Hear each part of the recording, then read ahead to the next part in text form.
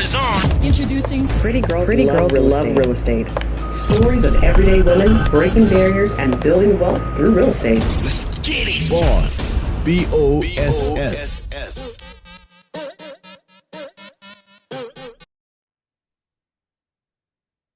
Hello, hello. Thank you for tuning in to another episode of the Pretty Girls Love Real Estate podcast. I am super excited for my guest today. Her name is Nicole Christopherson. She is a realtor originally starting in Newport Beach, California, but then she's transitioned more recently to Austin, Texas. She's a broker and she's building out her team there. So I'm really excited to talk to her about the real estate markets there and just her experience in general. My name is Jessica Washington. I'm the host and looking forward to this conversation. So Nicole, how are you? I am great. It's just a rainy day in Austin, but we'll take it because it's going to be lush and green and beautiful for all of our upcoming listings. So I am fantastic. Thanks for asking. Yeah, absolutely. It's a little rainy here after being 85 degrees yesterday. So this weather is crazy. But anyway, let me jump into it. First and foremost, how did you get started in real estate? I got started in real estate 20 years ago upon returning to the United States. I was living abroad after I graduated from college for my undergraduate. And when I came back, my family, who's also entrepreneurs, was like, hey, before you start teaching elementary education, why don't you just try real estate? You know, our friends that are in real estate tend to be able to do business while they're traveling and stuff. And we think it'd be really great for you, you know, as a, future family and things like that, to just have that flexibility. So I got really uncomfortable. It was in 2002. So the market was doing pretty well. And I just went on as many interviews as I could. And I said, hey, I'm a bilingual elementary school educator, college degree here, and I just want to try something new.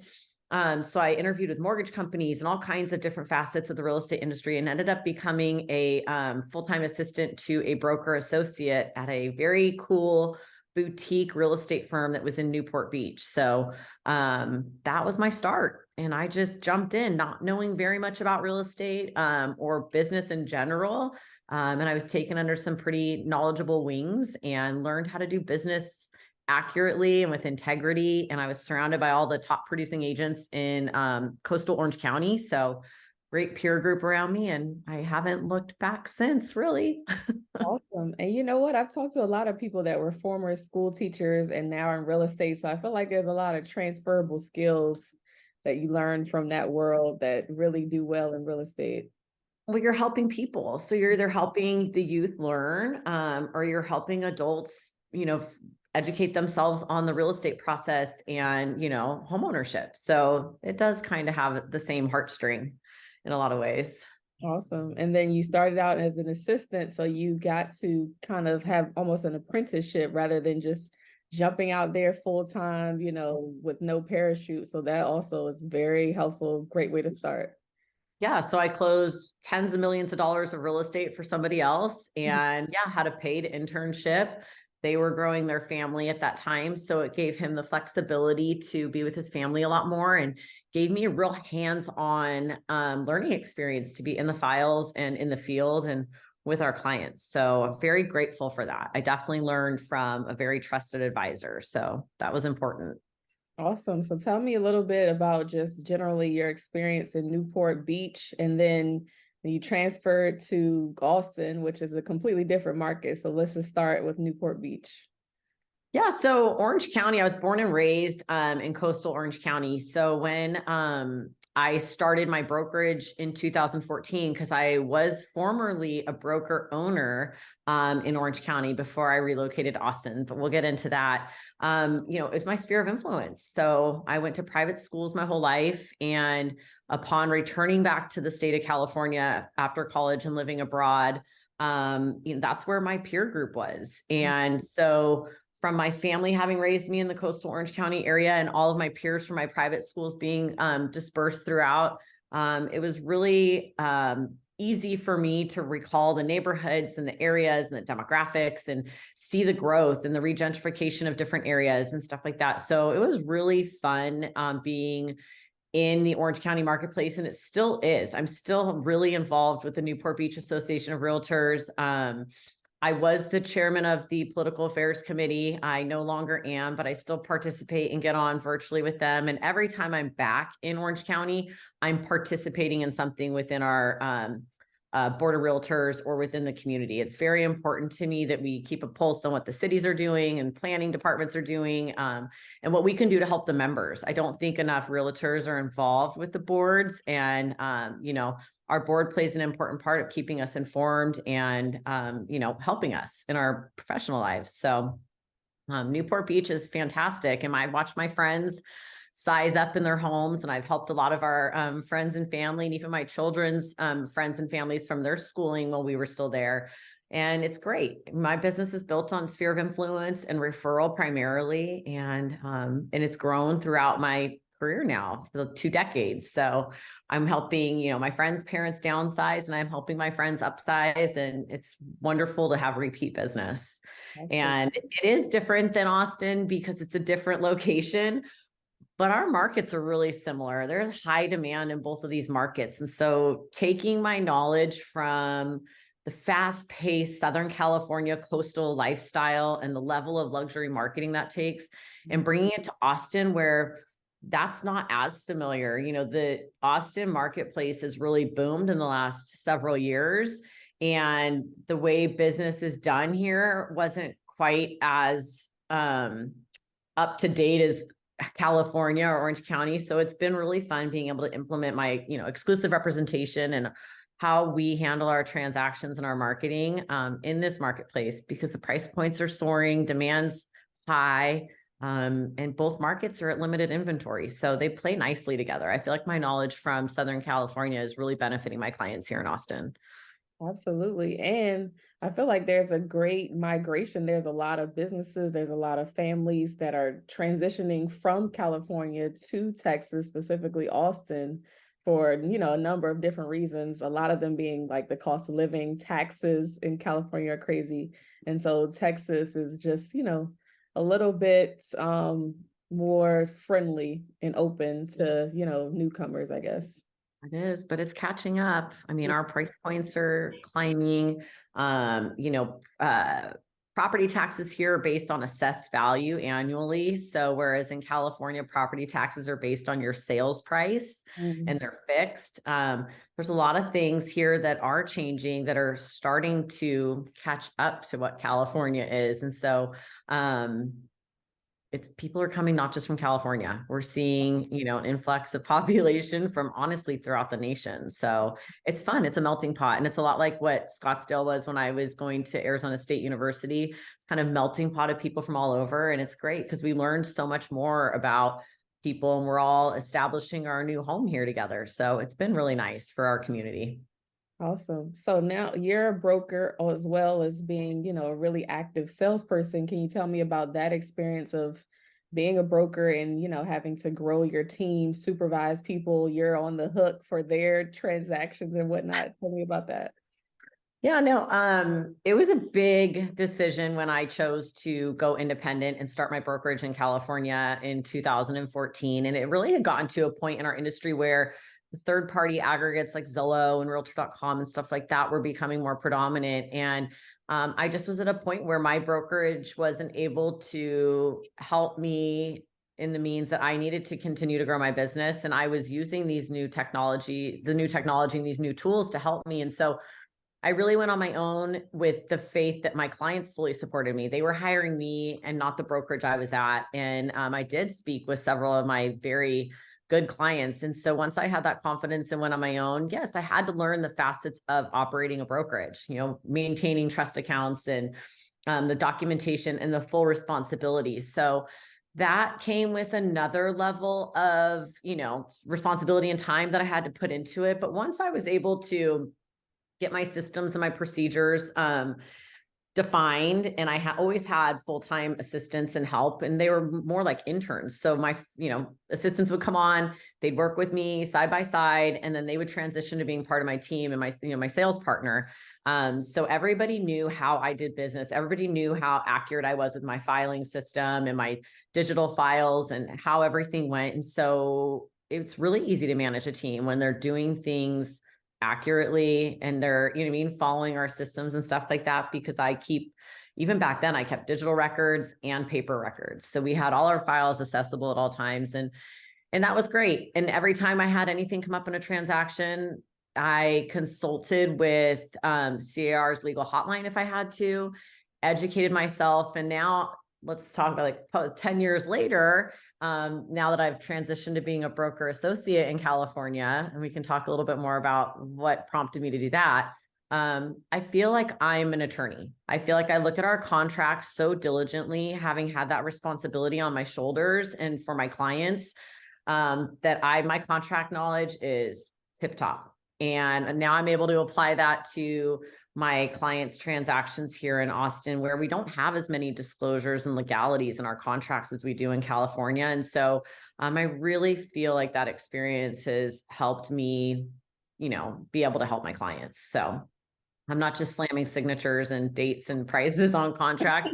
I really know how to write intricate addendums and understand, really how to foster terms that'll help our clients. So yeah, that's great. Yeah, because the broker, the buck stops with you. You've got all the liability, you've got all the responsibility, and it's great that you said you basically promoted people from within, so they were used to how you worked, used to all your systems and your nuances and how you like to be really intricately detailed with everything, and then grew them internally from there. So that's great. So why the designation broker associate?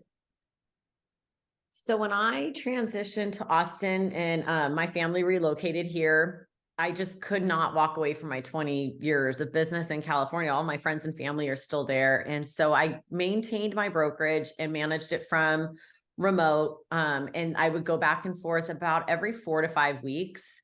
And I got my license here in Texas because I had to start all over and do the 130 hours and take a test again, even though I had all that experience. Yeah. And once I got my license, I just decided I needed to be a salesperson immediately so I can get my license hung right away. I was facilitating relocations for my husband's managing partners and staff and things like that. And so I hung my license as a sales partner with EXP Realty. And I had vetted other big brokerages like Banker and Compass and other brokerages around here. And when I came across EXP, it's a new way of doing business. It's a digital global brokerage. And so I had to get my brain around that. And everybody I'd met here kept pointing me to one person. Her name's Elizabeth Riley. And she's a really big agent at EXP. She's a big icon. She does a lot with the owners and corporate and things like that. And so I met with her and we talked about it, and she kind of clarified all of my concerns or things that I was really unclear with how it operated and what it would look like for me to partner with them as a sales partner here in Texas. Mm-hmm. And it blew my mind. How real estate's been done is pretty archaic. It really hasn't evolved much other than us using digital transactions or our forms being updated. And the fact that I have a brokerage of 87,000 agents plus now in 22 countries that I can collaborate with on, workplace with the click of a button is powerful for my clients. My clients were going from California to Florida, California to New Jersey, my clients were starting to move throughout the nation, and I knew the power of that network was priceless. And so when I hung my license here and got to know the systems and the meta universe and our workplace and how it all worked, operating your business digitally, being able to get in touch with your broker or your managing partners or transaction team with the click of a button in less than 90 seconds is exactly what I needed. I was going between 2 marketplaces. I needed resources quick, and I needed to be technologically advanced, right? Because I have to be connected with people being remote. And it connected me with a whole network of professionals that collaborate and share what they're doing in their business. And I can take it and use what I want or not. And if I have a question, I can get an answer rapidly about how they're doing their CRM or different systems that help me be able to function better for my clients and my team. So my questions were answered pretty quickly once I had my license hung here in Austin. And naturally, a broker doesn't really want you operating a business that's not at their brokerage in another state. So we kept talking about it. And about 8 months later, I decided to transition NMC Realty in California to be brokered by EXP because my team in California, my clients in California needed these resources and needed this network for doing business better. And then I immediately got in touch with corporate and started talking to them about luxury, right? Like EXP being global and being nationwide has this set branding and a set stigma because, right, every brokerage in the United States has a reputation, right? Remax has, everybody has their reputation, their branding, what they look like. So for me, for our Southern California market, I needed more of a luxury branding presence and just something that went along with what my clients in that marketplace needed. And so I'm a founding member of the luxury division for EXP Realty now. So I had to qualify with my production. It gives us unique luxury branding. It gives us an internal luxury network. It gives my clients reach throughout the world when I'm marketing their properties. And it's pretty exclusive. So it's just gotten better and better. And they're continuing to grow and add resources and add these avenues that are fundamental to our business and using our technology to benefit our clients and our businesses. So it's been pretty powerful. I'm really happy I made the change, and I'm really happy I have a huge family of professionals that I can collaborate with. And it's just been great. So it's time for everybody to start innovating in our industry. Stop doing it the old way. Like the power of networking and collaboration is priceless. Well, that's awesome. Yeah, congratulations on that. That kind of answered my next question about, how has it been kind of operating in two different markets that, there are a lot of similarities, but there are a lot of differences. And then, like you said, leveraging that technology and you being a founding member of this luxury arm of EXP, because when I think of EXP, I think of kind of, your average middle market transactions. I definitely don't associate them with luxury. So that's awesome that you've been kind of able to bring Well, this. don't you think the luxury, like if I'm going to list a $5 million house, I don't think the consumer is going to come from next door. Like most likely the consumer is going to come from another marketplace and quite possibly in Austin or in California, somewhere international. So I have these resources now to connect with brokers in other countries that are at EXP and other publications and things that are global. And it's just super powerful. I don't have to go through corporate to do it. I have access to it in my technology platform that I can access any second of any day. Awesome. So, and the only other difference is I do listing presentations virtually now. So if I'm going to do a list, I did a listing presentation this week for a $2.2 million house in Yorba Linda in California. And I was on virtually with my team and the clients. And I've done them in San Diego. I mean, we've done them all year long. All my listing appointments in California have been virtual, and I've gotten every single listing. Awesome. That's definitely helpful, during the pandemic when we were kind of confined a little bit. So were we though? Because we were an essential industry. I mean, girl, I was going out with a mask and I had red lips drawn on to try and make people smile. And we were out working that entire time. I really don't feel like I took time off during the pandemic, other than maybe doing marketing a little bit different. Oh, for sure. Yeah, like real estate was booming during the pandemic, but I just mean as far as, having the mobility to travel around as much, people were wary of you coming in and out of their house and doing appointments. So it's good that technology was already in place to be able to do everything remotely. Agreed. Yeah, no, it's been fun, and it's been so much more productive, which means we're able to have more time with our clients. You know what I mean? It's just made everything a lot easier. Awesome. So tell us about Austin market. Like, what's the state? There's, like I said, a lot of people that are interested in, transitioning to this area. So what would somebody need to know? What are some considerations if they're looking to either physically move there or they're looking to just invest there? Oh goodness, those are two really big questions. I think if you're looking to move to Austin, this metro area has so many different styles of neighborhoods and styles of living and areas that are, obviously great to invest in because they're up and coming and they're being redone. But I think taking the time to explore the different areas of Austin would be very helpful, because downtown is very different than West Austin and Hill Country. And north of Austin in like Round Rock and Leander and Cedar Park, there's so much development and great schools, and everything's focused around family and is a little bit newer, more suburban. East Austin is regentrifying a little bit. You're seeing a lot of homes get redone and things kind of be up and coming, but the school systems are a little bit different. So every part of Austin has something unique to offer. And I think taking time to explore those and what you need in a home is really important. We did it just to give you an example, I landed in Austin for the first time, February 7th, 2021, and I was under contract in 48 hours on a home.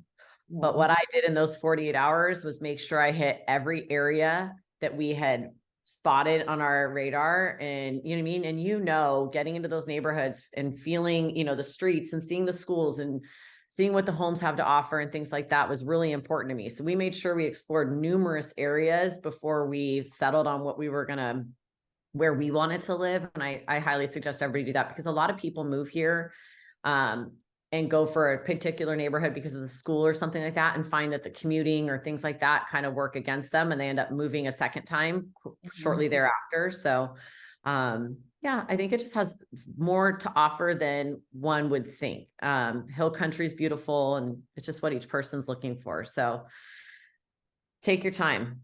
It has a lot of unique areas to be able to live in. And if you're going to invest in Austin, oh my goodness, we are developing. It's just developing farther and farther and farther out. And I think your investment opportunities are vast too. I mean, there's a high demand. I've got a lot of people here that are renting, waiting for homes to be built. We have a lot of people here that are renting for education purposes. And, I think both markets doing great. If you want to invest in Austin, definitely give NMC a call. And if you're looking to purchase, we have a little series on YouTube called The Best Of, and we just started highlighting areas of Austin. So we're putting videos out on our YouTube channel every other month about these different areas in Austin, to just be able to tell you from a consumer standpoint, get out in the downtown areas of, like, we did Round Rock last month, and we did a drive and talk in Spanish Oaks, and we're kind of doing some fun stuff just to try and help people explore the areas. Okay, I have to check that out. I've been to Austin, and I will say they have good food, and that was a couple of years ago. So I'm sure they got some new stuff that I need to check out. There is not a shortage of good restaurants and food in all the different areas of Austin. Honestly, we travel quite a ways to go try new restaurants and things. So that was something that was really surprising to us, coming from Southern California and feeling like we had really good cuisine and varied, cultural cuisines and things like that. It's been amazing here. We have so many good restaurants, and we find a new one almost every month or two, that we add to our favorites list. There's always so much to entertain yourselves with too. We spend a lot of time outside between the distilleries and the pickleball courts at the wineries and downtown. Everything is geared just around being outside and being active. So big in sports, tons of sports going on here between football and Moody Center and basketball. And it's just, I'm not complaining at all. It was a transition to transition our family and to expand our businesses here to Texas. But our lifestyle is not hurting at all. We're enjoying it. We're happier. We're healthier. The weather's just as crazy in both places. Yeah, for sure. What about from more of the technical aspect? You mentioned before, like Texas doesn't have as many disclosures as California. What are some maybe like more X's and O's type thing, or like with the laws or anything that someone from out of state might want to definitely know about if they're looking to invest or move to Texas? So I think one of the things that a lot of people need to familiarize themselves with the contract is that there's an option period, and then there's also earnest money. So your option period is going to be around, $500, give or take, depending on the caliber of the home. And that's non-refundable. And that gives you that option period to be able to back out for any reason and not have any earnest money liability or anything like that. So you're able to answer all your questions and do all your stuff. Whereas the earnest money, like in any transaction, yes, it's refundable, but you get more information throughout that time, and you've already started your lending process most likely and stuff like that. So just know that it's not just earnest money or, your refundable down payment. There's an option fee as well on contracts most often. That's kind of unique to Texas. Anything else with like the intricacies of the transaction, I feel like they're pretty straightforward compared to California. California, we have a defensible fire hazard report and disclosure we have to do now. There's just things that just have been added to our required contracts like year after year. Whereas here it's a little more straightforward. And we're pretty involved in California, where we do agent visual inspection disclosures, and we're writing a lot of what we see on the property and validating that we were there and we see the condition of the property. Whereas here in Texas, it's between the buyer and the seller. Once they come to an agreement, yes, you can advise your buyer to do an inspection and do stuff, but you're not really writing anything disclosure wise as an agent like you do in California to cover yourself or make sure, you're validating that you've been there and a part of the transaction. So those are two kind of differences. Okay, that's a huge difference. Right. About transactions that I've done, like in the DC, Maryland area, even in Florida, there's, a ton of disclosures, and then the actual agent is held liable if, some of those things aren't what they say they are. So it's almost like they say, wow, West. And that's why they always say in Texas, like, don't waive your option fee. Like, you need that option fee, because if there's no option time or option period in a contract, the agents are liable for not having contractually had their clients take that time to be able to do their due diligence and be able to back out, you know what I mean, without any question. So that's why that option fee is really important in our contracts here in Texas. Okay. And do you have to have an attorney for transactions in Texas or no? You do not. Okay. Title company and the agents. Yep. Yep. Okay. All right. So let's just talk about something more general. You mentioned someone, Elizabeth Riley, but is there anyone else that you would say has been a mentor or really played a big part in your success? I mean, I did mention one name, and then second, I would say here in Austin, I've been in the business for 20 years, but I'm going to relate it to the biggest transitional change in my real estate career, which has been in these last 2 years. And outside of Elizabeth, my friend Vanessa Nunez here in Austin has been super influential to me. She's a boss babe like you and I. And she has an unstoppable morning routine. She puts out positive messages every single day. And she's just a badass. She does farm and ranch, and she scoots around this entire state of Texas and facilitates business, not just in the Austin area. And she sets really high goals for herself and doesn't stop until she gets them. So she's been a fun influence and inspiration to me. And I'm so happy I met her since I came to Austin. Awesome. So what's next? You have so much success in 2 different markets. What's next for you? Well, I started a little passion project last year, and my family and I have a family motto, and we believe that you work hard and you smile large. And so since my kids were very, very little and I worked 7 days a week, I would say, work hard. And they would respond, smile large, mom. And so we always said it. And our whole community in California knew that and saw us tag it on everything. But when we came to Austin, my daughter had some difficulties in school last year with friendships and things and was getting bullied. And so we decided to come together with her and say, hey, let's just put work hard, smile large out there in Austin and just let people know who we are. Like, we love positivity. We're always building people up. We build each other up. We work really hard and we're proud of it. So we put a logo to it and we put it out there, and we started doing little community events, bringing adults and children together and trying to mentor the children to network with one another and pour into one another and lean in on one another and be proud of their hard work and find positivity in everything they do. And it's been a year now, and I hosted 9 events last year, and we did a nationwide vision mapping event in January. And then we seconded it and did a youth vision mapping event. And we've got 3 events coming up the next couple months, and some Boss Babe Unite dinners and an end of school pool party. But more importantly, I am launching the Work Hard, Smile Large podcast later this month. It's going to premiere on April 28th. And I'm going to be able to have all of these phenomenal entrepreneurs and educators that I know, and realtors, all industries.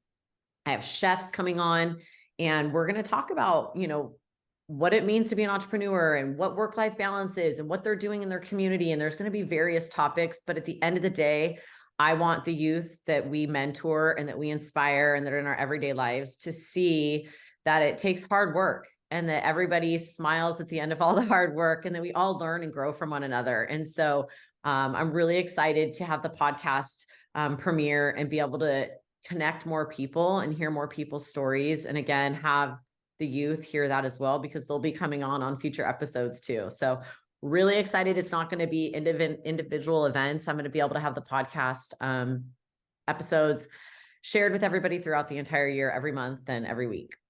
Awesome. Yeah. Congratulations on that. And I absolutely love the motto. I love the motto. So the podcast is going to be weekly, or is it going to be monthly? Right now it's going to premiere April 28th, and I'm hoping to do bi-weekly initially. You have a podcast. It's a lot of work. I want consistency. I mean, we have a list of 60 guests right now. So it's about function as well, because I still want to be able to help my clients and run my real estate business. And I want to be super present for the Work Hard, Smile Large podcast, and intentional and authentic. And so right now it'll be bi-weekly. So we'll have 2 episodes a month, and we'll gear up from there, because we're not going to stop. There's lots of people that we want to have their stories told and hear what their legacy is going to be and what their why is. Who doesn't want to hear what somebody else's why is and what inspires them? It's powerful.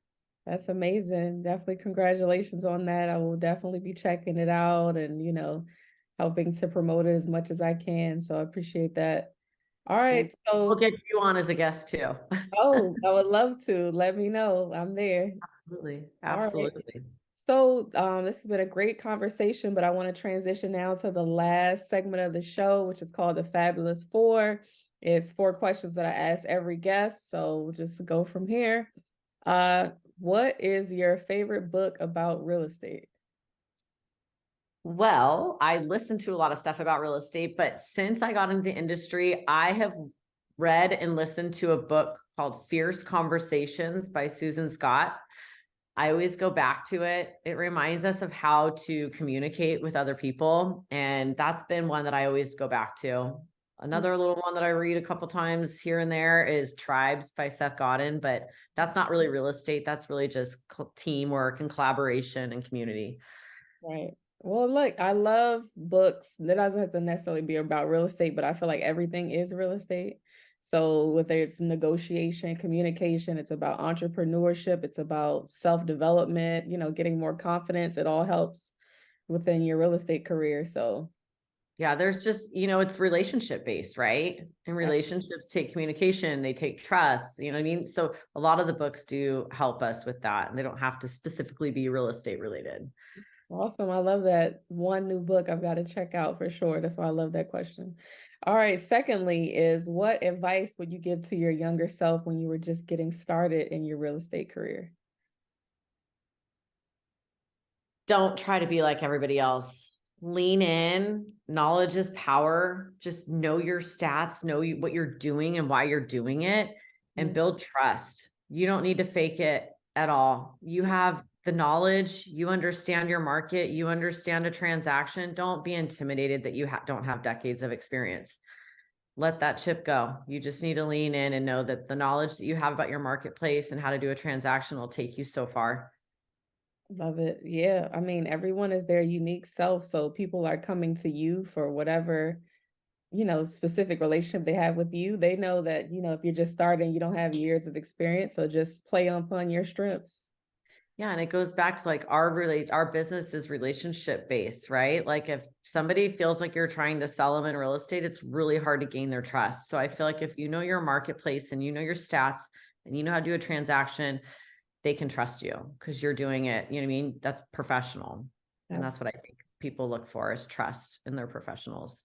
Absolutely. All right. So 3rd question is, what topic in real estate do you want to learn more about? Oh my goodness. I really want to learn more about short-term rentals. It intrigues me. A lot of my peers have short-term rentals, and I want to learn more about that because I love design. I'd love to have some short-term rentals and have them be kind of funky with like that Palm Springs, kind of like Art Deco-y kind of style. And I don't know, that's in the near future here, just to play around with short-term rentals. Well, you're in a great market for it, Austin. I know there's a lot of cities around the country that are starting to clamp down. As far as I know, Austin's still pretty wide open with that. So it is. And now the luxury division's launched. I got my teams both running in both places, and we're doing great. So yeah, I'll have a side hustle at some point and just try out short-term rentals, but the podcast is the main focus right now. Okay. All right. And lastly, can you give a shout out? You've already given some, but if you have another shout out to a woman in real estate. I know, you're killing me. Another woman in real estate shout out. I love my friend Renee Funk. I just met her last year. She's in Florida. She's super inspirational. She's big into her systems and stuff, but she's got a big heart and she has fantastic communication skills. So she's so articulate in what she says and how she talks to people that it inspires me to be more particular about my responses with people and getting, our conversations more vulnerable. So she's a beautiful person. It's been fun getting to know her. I'd love to give her a shout out. Awesome. Renee. Shout out Renee. All right. So how can people get in touch with you if they want to speak with you about buying or selling their house, or they want to just, pick your brain, they want to work for you, whatever the case may be? My goodness, there are so many ways. You can email me at info@nmcrealty.com. You can message me on Instagram or Facebook or LinkedIn. You can subscribe to our YouTube channel because you'll get a lot of information from our Ask NMC series and our Best of series and all of our videos we're putting out. If there's anything hot hitting the market, I'm on there talking about it now and putting shorts out. So definitely subscribe to our NMC Realty YouTube channel, or just email me directly, info@nmcrealty.com, or go to our website, www.nmcrealty.com, and we will respond. We are there and ready to answer questions at all times. That is what we love to do. That's why we have our series Ask NMC on YouTube. Awesome. I love people that are just sharing information, just to help people.